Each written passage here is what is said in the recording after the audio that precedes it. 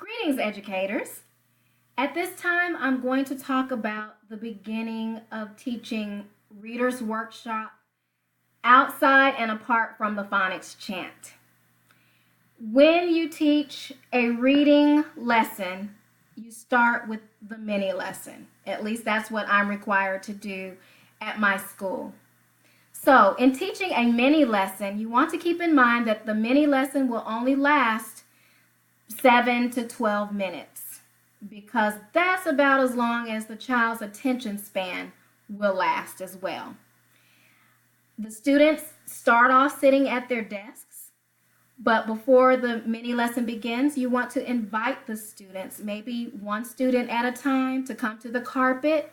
That's an area in the front of the classroom, right by the board, your dry erase board, your smart board, your chalkboard. You may have an easel there with chart paper on it.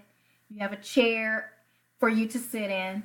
So you're inviting the students to come one by one or maybe group by group to the carpet. And I usually like to have assigned placement seating on the carpet as well. So children are not arguing about, I was here first or what have you. Everyone has an assigned spot on that carpet in front of you. Once the children are seated in front of you, there are 3 main things you want to cover in that mini lesson. The first is the Common Core standard. Next, vocabulary words that they'll need to know to understand the standard and to become better readers. And third, your read aloud. You want to model for the students what they should sound like, what they should be thinking while they are reading to achieve the standard that you're teaching. So, in order for me to roll out those 3 items, I like to present everything in a PowerPoint. So my first slide would have the standard that they are learning in reading that day, that week actually, because a standard does not last a day. It lasts for at least a week, maybe 2 weeks. I might even combine a standard with another standard if it works together. So the standard is typed up in child-friendly language, easy for the students to understand, and I explain to the students what they are about to learn. So they'll be clear on what they are about to learn that week. After that, my next slide will have vocabulary words on them, 3 to 5 words. I like to have about 4 words, technically. So on that slide would be the word, followed by its definition, and a picture icon that further explains the word through a picture. And I would explain the vocabulary words and how it relates to what we are learning that week. Finally, the third slide would have the words typed up, read aloud. The title of the book that I'm reading that day is on that slide. A picture icon of the book is on that slide, and maybe some bullets that explain what I am modeling for them are on that slide. So if I'm modeling comparing and contrasting main characters, there's a bullet there for them, but especially for me, so I won't forget what I'm teaching, okay? So when I'm reading aloud, I'm stopping every page or so, and I'm thinking aloud. So I'm showing the students what they should be thinking internally while they read to better comprehend a text. I'm just saying it out loud. I'm acting at this point for them.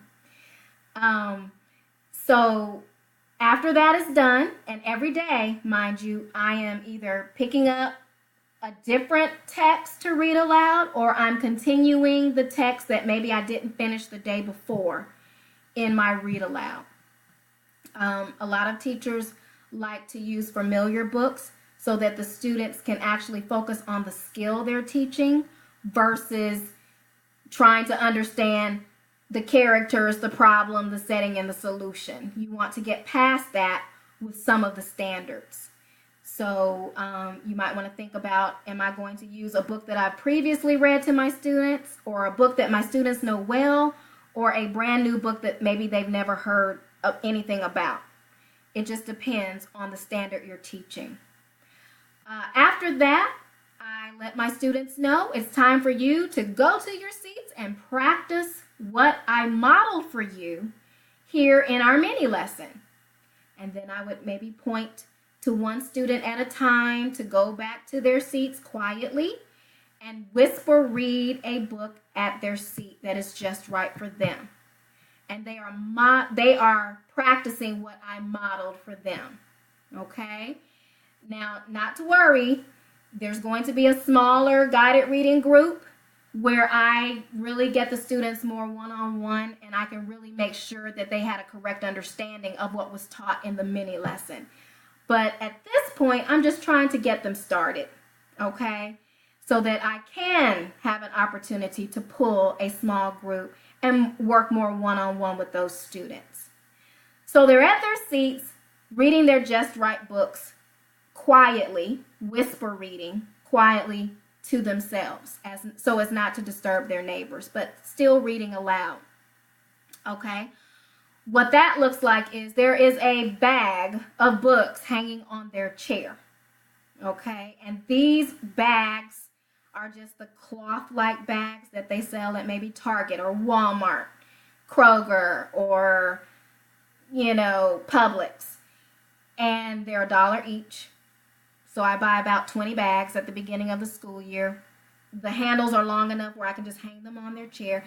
And the students check out classroom library books, about 3 fiction, 3 nonfiction, a magazine or 2.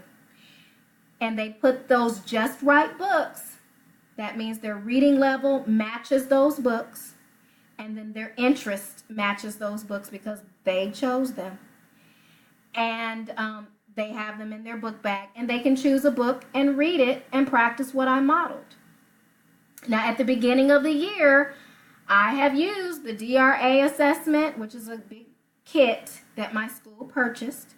I used that to level my students. In my classroom library, I have the letter of the book level on the books so that the students will know, this is my level. So I can pick this book, if it interests me, and put it in my reading bag. That's how they have the independence to choose books that are just right for them and in their interest level.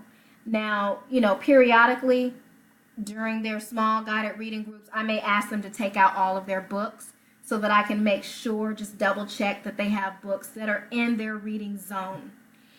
And usually, let's say they're a level H, I will allow them to get level H books, the level right below H, and the level right above H, just so that they'll have a larger selection of books from which to choose from. And they seem to enjoy that. I also give them maybe a sticky note that they can put on their books.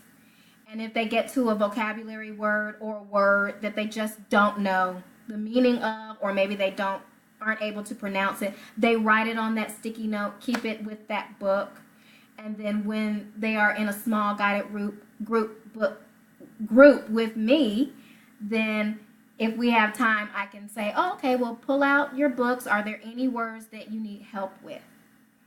Or any words you did not understand. And we can go through the dictionary together, find out what the word means, things like that. So they can just learn these independent reading skills that they can use when I'm not around or when no one is around to help them. So please stay tuned for my next video, which describes what happens at the beginning of a small guided group reading lesson when they come to my kidney table with me.